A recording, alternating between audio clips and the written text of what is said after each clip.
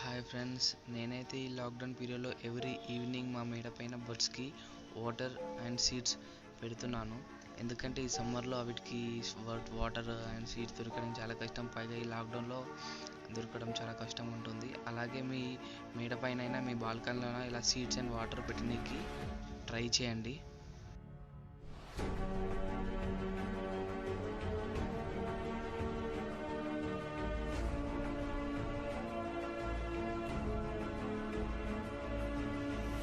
And మీ స్ట్రీట్లో డాగ్స్కి milk and biscuit provide చేయండి. Lockdown వీటికి కూడా ఫుడ్ దొరకడం చాలా కష్టంగా ఉంది.